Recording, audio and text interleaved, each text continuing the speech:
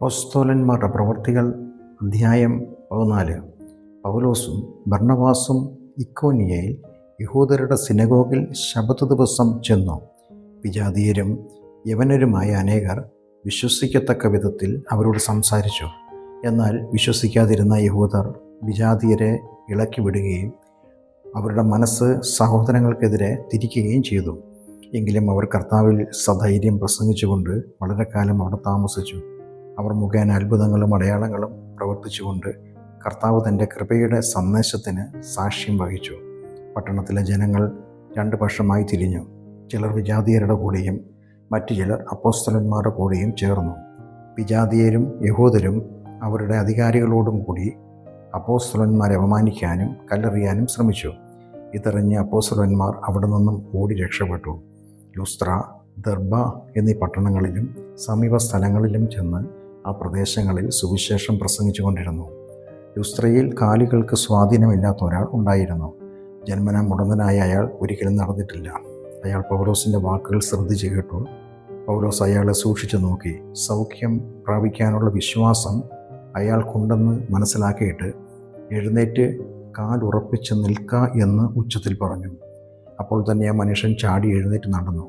പൗലോസ് ചെയ്ത പ്രവൃത്തി കണ്ട ജനക്കൂട്ടം ലുക്കവോനിയ ഭാഷയിൽ, ദേവന്മാർ മനുഷ്യരൂപത്തിൽ നമ്മുടെ ഇടയിൽ ഇറങ്ങി വന്നിരിക്കുന്നു എന്ന് ഉച്ചത്തിൽ പറഞ്ഞു. ബർണ്ണബാസിനെ അവർ സിയൂസ്, ഇന്ദ്രൻ എന്നും പൗലോസ് മുഖ്യ പ്രാസംഗികൻ ആയിരുന്നതിനാൽ അദ്ദേഹത്തെ ഹെർമസ്, ബുധൻ എന്നും വിളിച്ചു. നഗരത്തിന് മുമ്പിലുള്ള സിയൂസ് ക്ഷേത്രത്തിലെ പുരോഹിതൻ കാളകളും പൂമാലകളുമായി കവാടത്തിങ്കിൽ വന്ന് ജനങ്ങളോട് ചേർന്ന് ബലിയർപ്പിക്കാൻ ആഗ്രഹം പ്രകടിപ്പിച്ചു. അപ്പോസ്തലന്മാരായ പൗലോസും ബർണ്ണബാസും ഈ വിവരമറിഞ്ഞ് വസ്ത്രം കീറിക്കൊണ്ട് ജനക്കൂട്ടത്തിലേക്ക് ഓടിച്ചെന്ന് ഇങ്ങനെ വിളിച്ചു പറഞ്ഞു: ഹേ മനുഷ്യരെ, നിങ്ങൾ എന്താണ് ചെയ്യുന്നത്? ഞങ്ങളും നിങ്ങളെപ്പോലെ കേവലം മനുഷ്യരാണ്. നിങ്ങൾ ഈ വ്യർത്ഥ കാര്യങ്ങളെ വിട്ട് ആകാശവും ഭൂമിയും സമുദ്രവും അവയിലുള്ള സകലത്തെയും ഉളവാക്കിയ ജീവനുള്ള ദൈവത്തിലേക്ക് തിരിയണമെന്ന സുവിശേഷം ഞങ്ങൾ നിങ്ങളോട് അറിയിക്കുന്നു. കഴിഞ്ഞ കാലങ്ങളിൽ ദൈവം സകല ജാതികളെയും അവരവരുടെ മാർഗങ്ങളിൽ ജീവിക്കാൻ അനുവദിച്ചു. എങ്കിലും നന്മ പ്രവർത്തിക്കുകയും ആകാശത്തു നിന്ന് മഴയും ഫലപുഷ്ടമായ കാലാവസ്ഥയും നിങ്ങൾക്ക് പ്രദാനം ചെയ്ത് ആഹാരവും ആനന്ദവും നൽകി നിങ്ങളുടെ ഹൃദയങ്ങളെ നിറയ്ക്കുകയും ചെയ്തതുകൊണ്ട് അവിടുന്ന് തന്നെക്കുറിച്ചുള്ള സാക്ഷ്യം നൽകിക്കൊണ്ടിരുന്നു. അവർ ഇപ്രകാരം പറഞ്ഞു: തങ്ങൾക്ക് ബലിയർപ്പിക്കാനുള്ള സംരംഭത്തിൽ നിന്നും ജനങ്ങളെ പണിപ്പെട്ട് പിന്തിരിപ്പിച്ചു. എന്നാൽ അന്ത്യോക്യയിൽ നിന്നും ഇക്കോന്യയിൽ നിന്നും ചില യഹൂദർ ലുസ്ത്രയിൽ വന്നുകൂടി ജനക്കൂട്ടത്തെ അവരുടെ വശത്താക്കി.